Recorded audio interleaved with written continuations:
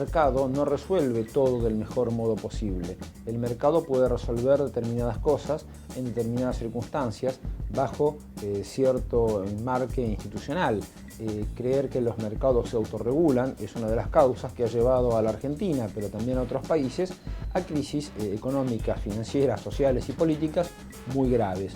Por lo tanto, acá no se trata de crear un ente regulador como eran los 90, que al final las empresas supuestamente reguladas hacían más o menos lo que querían, sino que toda la presencia accionaria del Estado dentro de empresas importantes que fueron heredadas cuando la nacionalización de la CFJP, van a poder ejercer esa regulación no para poner palos en las ruedas del funcionamiento empresario ni del ciclo de producción, distribución, consumo de las cuales esas empresas son protagonistas, sino para que todo eso vaya enmarcado dentro de un proyecto de desarrollo. El momento que nosotros estamos viviendo en la actualidad, en esta campaña política y a lo que se refiere Daniel Scioli de modo permanente, es pasar del crecimiento al desarrollo.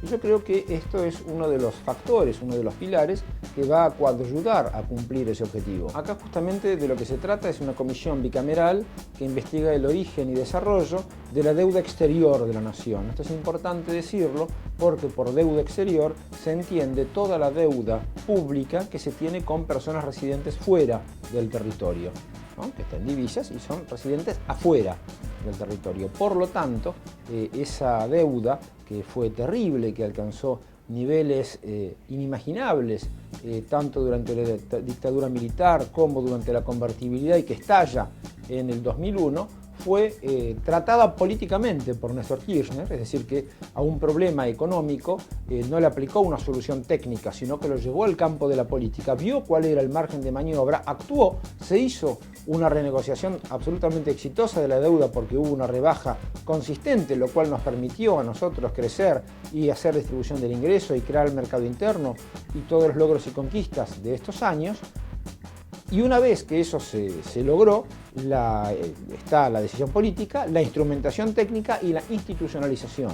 En este caso, la comisión bicameral lo que hace es institucionalizar ese tratamiento político acerca de la deuda exterior de la nación. Y, por supuesto, es prácticamente enciclopédico el trabajo que hay que hacer, pero creo que hay un buen espíritu de los legisladores para que se pueda avanzar y que el Congreso pueda ejercer en plenitud su rol en lo que hace a la cuestión de la deuda exterior, ver también el rol de los fondos buitre en Argentina y poder también hacer el seguimiento de los pagos que se realicen, que eso es lo que manda la ley. Por lo tanto, también uno piensa en todos aquellos que pelearon para que se develara los misterios del endeudamiento externo que parecía tan inevitable como la lluvia, tan inexplicable como el universo, y se llega a la conclusión muy clara que eso era un sistema de poder.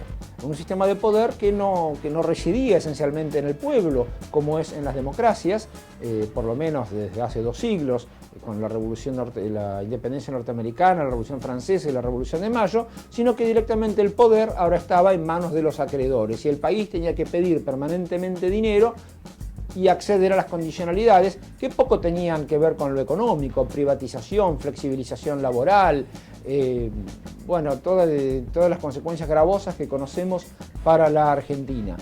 Habiendo hecho la renegociación, habiendo hecho el tratamiento político, dándole una instrumentación técnica y una institucionalización en el marco del Congreso, lo que nosotros estamos haciendo precisamente es desandar ese camino, desarmar esa máquina infernal de la deuda externa como un factor de poder interno para que la soberanía resida esencialmente en el pueblo, que es lo que nosotros creemos y queremos. Lo que pasa es que hay cierta parte del empresariado, y eso es algo que sucedió durante la dictadura militar en particular, que vio que el Estado, que ellos criticaban tanto y que decían que Achicar al Estado es agrandar la nación. Bueno, achicar al Estado lo que hizo fue agrandar sus cuentas bancarias, porque mediante ese endeudamiento sin límites que se dio durante la época de Martínez de Hoz, lo que se hizo fue endeudar a la Argentina para financiar evasión de capitales, constitución de activos externos de argentinos fuera de la Argentina. Qué poca confianza le tienen al país toda esta gente tan patricia. Entonces, lo que nosotros pensamos es que eso fue un mecanismo de poder que después hirió a la democracia desde el 83 y siempre la condicionó.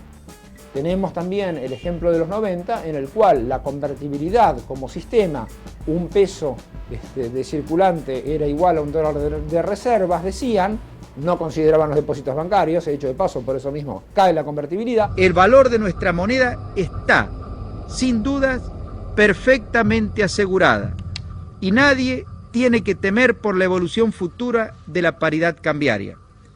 El peso, que a partir del 1 de enero valdrá igual que el dólar, es una moneda destinada a perdurar con ese valor por muchos años. Me atrevo a decir, por décadas. Pero lo interesante en todo este asunto es que para hacer funcionar la convertibilidad necesitaban endeudamiento externo, porque con ese sistema, si la Argentina crecía, había una avalancha importadora y problemas por el sector externo, y si la Argentina estaba en recesión, había un agujero fiscal. Como la convertibilidad no podía vivir con ninguno de esos agujeros, se tomó deuda a mansalva hasta llegar a 190.000 millones de deuda, incluida la caída de la convertibilidad, lo que también redundó para un sector dominante en la Argentina en aumentar sus activos en el exterior.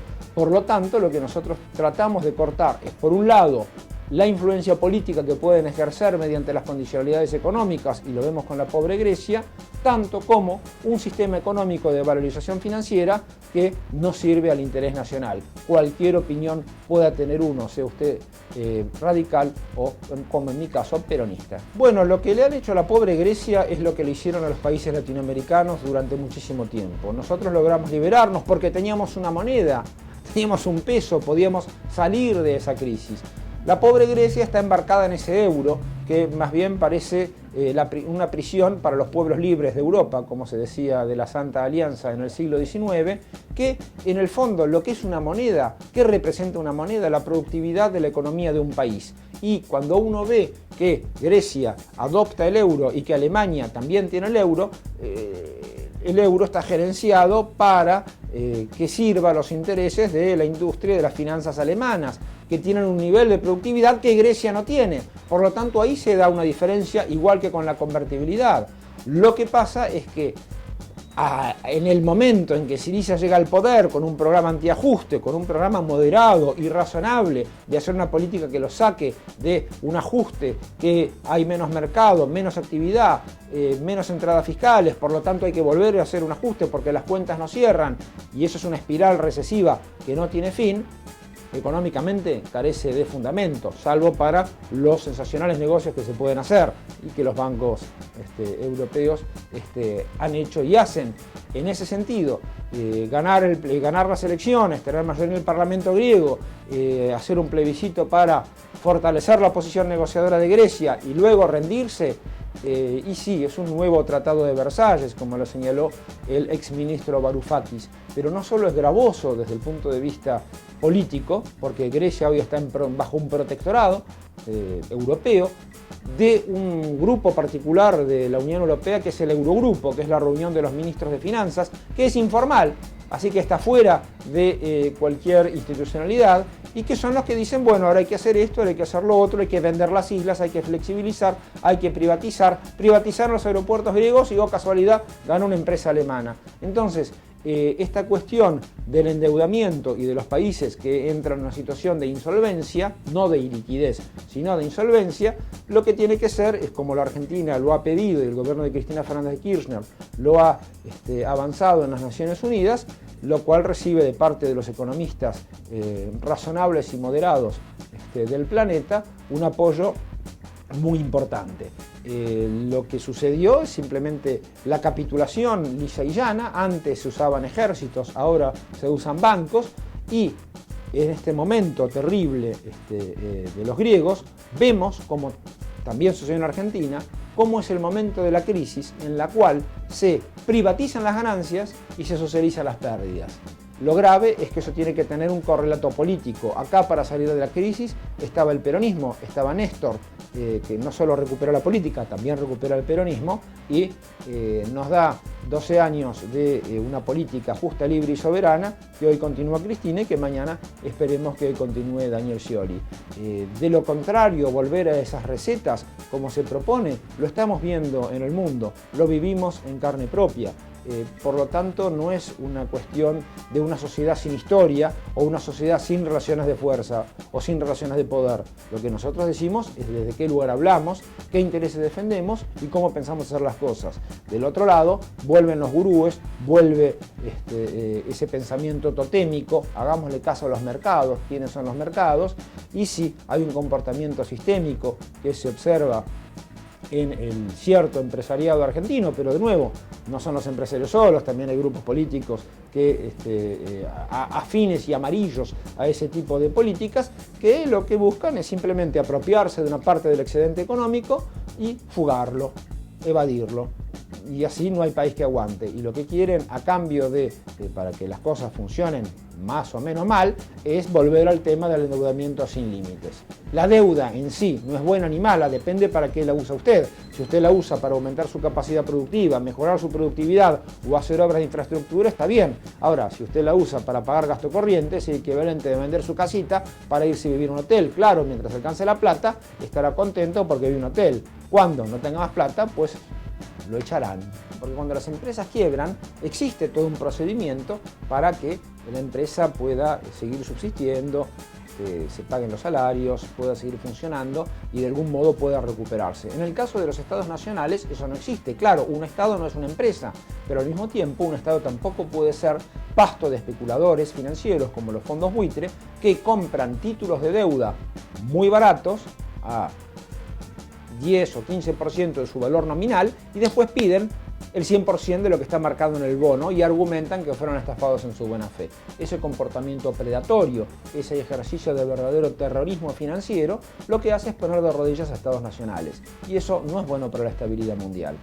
No es bueno para la política y tampoco es bueno para los propios pueblos. Justamente hay que enfrentarlos desde la política con una institucionalidad que es lo que nosotros buscamos que en las Naciones Unidas se dé y se pueda debatir. Obviamente, los países más poderosos, algunos del Consejo de Seguridad, como son sus bancos, y sus propios sistemas políticos los que se benefician de este tipo de procedimientos, muchos no lo quieren. Por eso va por la Asamblea General con el apoyo del Grupo de los 77 más China, que son como 130 países, y en los cuales economistas de la talla de Stiglitz ya han señalado que tiene que haber un mecanismo para que los estados puedan renegociar sus deudas y después pagarlas, que es también lo que hace la Argentina. Stiglitz o Krugman, cuando le dicen a Grecia hagan como Argentina, de algún modo lo que le están diciendo es, miren, es posible vivir sin el Fondo Monetario Internacional, es posible vivir sin las condicionalidades que se imponen y es posible vivir sin los fondos buitres.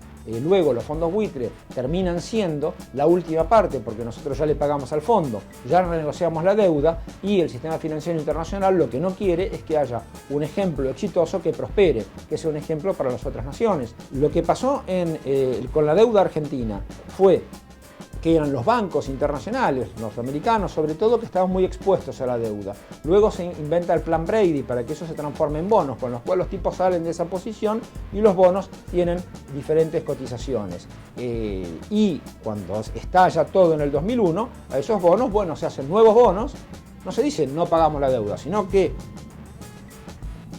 los muertos no pagan, decía Néstor, por lo tanto, nosotros nos tienen que dejar crecer para que nosotros podamos pagar una deuda razonable, que con renegociaciones de la deuda se ha salido siempre de crisis financiera. ¿Qué es lo que sucede? Y ahí está el error técnico o teórico, si lo podemos ver de ese modo, es que se trata como crisis de insolvencia lo que son crisis de iliquidez. Esto es, se cree que países como la Argentina en el momento de su crisis o Grecia en este momento en realidad no es que estén quebrados o hayan estado quebrados, sino que les falta un poco de plata para llegar a fin de mes y después cuando cobra una persona, por ejemplo, puede seguir. Si uno debe 200 pesos, 300 pesos, lo pide prestado a un amigo, paga lo que tiene que pagar, después lo repaga tranquilamente. Ahora, si usted debe 2 o 3 millones de pesos, va a tener que tener amigos muy poderosos o va a estar en una situación de insolvencia. Y frente a esa situación de insolvencia tiene que haber una institucionalidad que diga qué se hace con los países sobreendeudados que ya no pueden pagar sus deudas, sino a costa de la disolución nacional, lo cual desde Aristóteles a un griego, lo importante es el bien común, eso lo sabemos y para eso trabajamos los políticos, cada cual desde su óptica, con sus sensibilidades y con sus posiciones, pero eso evidentemente lo que hace es reconocer que aquellos que prestaron sabían que prestaban a un país insolvente y sabían que podían hacer negocios después. Del mismo modo que los buitres saben que cuando compran esos títulos al 10% y después reclaman por el 100%, no arriesgan, no tienen ningún funcionamiento o impacto en la economía real y directamente es un acto de filibustería económica. Entonces es en ese concepto que frente a un accionar económicamente delictivo que tiene consecuencias gravosas para los pueblos, la política tiene que institucionalizar las soluciones, las negociaciones para que se reparta el peso de la salida de la crisis entre todos los actores, tanto el país que pidió demasiada deuda en un momento porque creyó que había endeudamiento sin límites, como fue en los 90 en la Argentina, como aquellos que compraron bonos de ese país porque pagaban una alta tasa de interés. Una moneda vale lo que vale la productividad de una determinada economía. Nosotros, en la política de convertibilidad, al adoptar esa cuestión de un peso a un dólar, adoptábamos la productividad de Estados Unidos, el país con mayor productividad del mundo. La Argentina no tenía la misma productividad, pues eso no va a terminar bien. Del mismo modo, si nosotros vamos a o podríamos haber ido a una alianza económica y comercial con países de mayor productividad, lo que iba a pasar era que nosotros nos íbamos a especializar en las materias primas, con cero industrialización, no hubiera habido industrialización y que los otros países nos hubieran vendido todos sus productos manufacturados. Claro, no a todos, a aquellos que podrían haberlo comprado. Esos son sistemas estupendos para países que son muy chiquitos. Sobran 37 millones de argentinos para una configuración como la del ALCA. Por eso la integración regional exitosa se da con países que tienen productividades parecidas y que no quieren hacer golpe de Estado, por ejemplo, de un país en otro. Y en ese sentido la integración debe ser regional. Por supuesto que hay que ir al comercio internacional. Por supuesto que nosotros necesitamos bienes de capital del extranjero para aumentar nuestra productividad hasta que lo podamos hacer nosotros. Inglaterra no nació industrial, Estados Unidos no nació industrial. Primero se industrializaron y después predicaron el libre comercio para los demás. Pero siempre el libre comercio es para los otros, nunca es para el país industrializado. Uno podría pensar las cosas de ese modo. Ha-Joon Chang, el economista de la Universidad de Cambridge, sostenía que los países desarrollados lo que hacen es patear la escalera. Una vez que subieron por la escalera del desarrollo, la patean para que nadie siga. Una vez que se desarrollan, desde el punto de vista industrial, dicen libre comercio, libre comercio, libre comercio, no al proteccionismo. Lo cual es ahí donde las negociaciones también, de lo que se está hablando de un tratado con similares características con la Unión Europea, deben ser examinadas con mucho cuidado, porque nuestros productos agrícolas no se pueden vender en los mercados de la Unión Europea. Y tampoco sé si vale la pena vender solo nuestros productos agrícolas, que son mejores, por cierto, en esos mercados a cambio de que nos manden sus productos manufacturados. Ya lo probamos en el siglo XIX y no funcionó. ¿Y por qué industrializarse? Industrializarse porque cuando usted incorpora capital al proceso de producción, cuando realmente hay una industrialización, eso aumenta la productividad, eso permite tener mejores salarios. Y en la Argentina eso se ha dado con la sustitución de importaciones. Y en este momento complejo en el cual enfrentamos un frente externo que está bastante difícil, tenemos que dar las condiciones para mejorar la inversión, aumentar la oferta para combatir la inflación, diversificar esa oferta y, sobre todo, prepararnos para una resustitución de importaciones de modo tal que podamos capear esta etapa de desarrollo sin volver a recetas antiguas que lo que hacen es bajar salarios, mayor desocupación, reendeudamiento. Bueno, pues desde el Movimiento Nacional creo que interpretamos la mayor parte del sentimiento del pueblo argentino y eso lo vamos a esperar ver reflejado el 25 de octubre.